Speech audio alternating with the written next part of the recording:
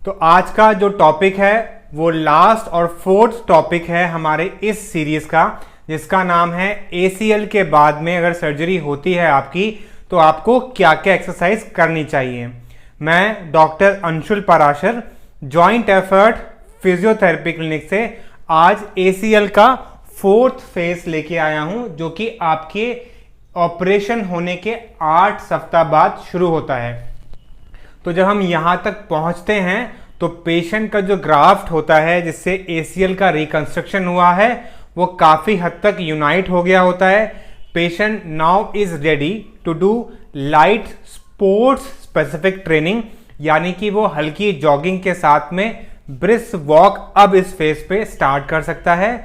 Single leg stand, single leg squat, single leg hop, ये सब वो ट्राई करके देख सकता है। हाँ, लेकिन ये सारी एक्सरसाइज स्टार्ट करने से पहले उसको इस बात का बहुत ध्यान देना है कि पर्टिकुलरली जहां से ग्राफ्ट लिया गया था, सेमी टेंडनोसस मसल जो कि हैमस्ट्रिंग का एक पार्ट होता है, किसी भी एक्सरसाइज को करने से ग्राफ्ट वाली जगह पे दर्द नहीं होना चाहिए।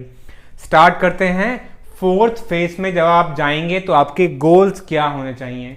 जैसे पहले 3 फेसेस के गोल थे कि आपका जो रेंज ऑफ मोशन है आपको इस फेज तक आते आते फुल फ्लेक्शन और फुल 0 डिग्री एक्सटेंशन मेंटेन करना है। अगर थोड़ा सा भी एक्सटेंशन लैग है तो थेरेपिस्ट की गाइडेंस में जाके उस एक्सरसाइज को अच्छे से करिए ताकि आपका एक्सटेंशन लैग 5 से 10 दिन में फिर से ठीक हो जाए। अगर आपको एक्सरसाइज से मदद नहीं मिल रही है तो आप मसल स्टिमुलेटर फेराडिक स्टिमुलेशन की सहायता से भी मसल्स को एक्टिवेट कर सकते हैं, या फिर ड्राई नीडलिंग के द्वारा भी वो मसल्स को एक्टिवेट करा के आप अपने एक्सटेंशन लैग को ठीक कर सकते हैं। नेक्स्ट फोकस करते हैं कि आपकी जो स्ट्रेंथनिंग एक्सरसाइजेज हैं वो कौन कौन सी होनी चाहिए। स्ट्रेंथनिंग एक्सरसाइज ऐसी हो कि दर्द बढ़े ना, और यहाँ पे क्योंकि हम लोग अब अपने लो इंटेंसिटी स्पोर्ट्स ट्रेनिंग की तरफ रुख कर रहे हैं, तो यहाँ पे आपकी एक्सरसाइज आती है लो इंटेंसिटी स्पोर्ट्स ट्रेनिंग।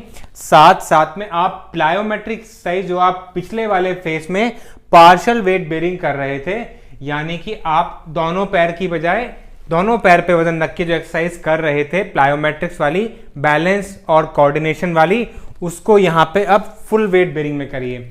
यानी कि आप अब पूरे एक पैर पे ही खड़े होके आप स्टेबिलिटी ट्रेनर के साथ में, बैलेंस बोर्ड के साथ में, वॉबल बोर्ड के साथ में आप कोऑर्डिनेशन और बैलेंस वाली एक्सरसाइज कर सकते हैं।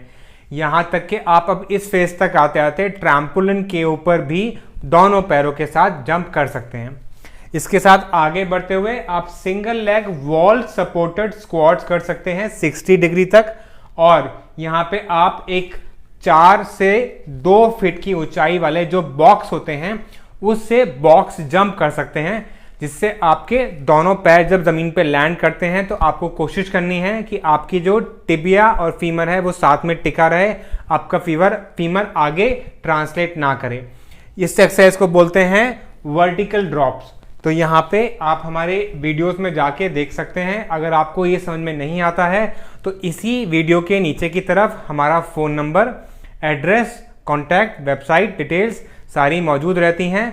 आप हमसे 1-to-1 सेशंस के द्वारा भी इस फिजियोथेरेपी के जो रिहैब प्रोटोकॉल्स होते हैं उसके हमसे 1-to-1 सेशंस ले सकते हैं। आपको बहुत मामूली सा शुल्क देके ये सुविधा मिल सकती है। नीचे दिए गए डिटेल्स पे हमसे कांटेक्ट करके आप इस सुविधा का सुख ले सकते हैं।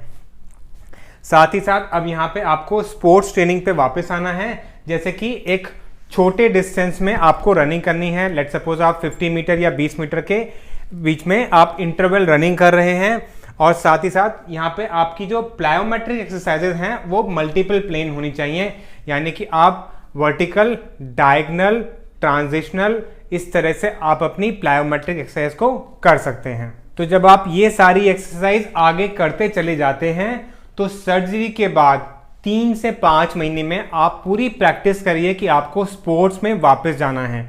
आप अभी खेल नहीं खेल रहे हैं, सिर्फ खाली खेल के मैदान पे जाने की प्रैक्टिस कर रहे हैं। जब आप ये सारी की सारी एक्सरसाइज करते हुए आपको 6 महीने हो जाते हैं तो उसके बाद में आप फिर अपनी स्पोर्ट्स स्पेसिफिक ट्रेनिंग स्टार्ट करिए। जैसे कि अगर आप स्प्रिंटर हैं या फिर आप कोई कॉन्टैक्ट स्पोर्ट्स खेलते हैं जैसे कि फुटबॉल, रग्बी या बास्केटबॉल, तो उस तरह की स्पोर्ट्स ट्रेनिंग उस पर्टिकुलर ग्राउंड में जाके आप 6 महीने के बाद में स्टार्ट कर सकते हैं। इसी के साथ ही हम अपने ACL इंजरी के बाद होने वाली सर्जरी और उसके बाद होने वाले फिजियोथेरेपी एक्सरसाइज के इस सीरीज को आज यहीं पे एंड करते हैं। हमने 4 वीडियो डाली हैं अपने YouTube चैनल पे। अगर आपको उसके रिगार्डिंग कुछ पूछना है तो आप कमेंट सेक्शन में जाके हमसे पूछ सकते हैं। आपके कोई सुझाव हैं, कोई राय हैं, तो भी कमेंट सेक्शन में जाके हमसे बोलिए, हम आपकी बातों को ज़रूर सुनेंगे।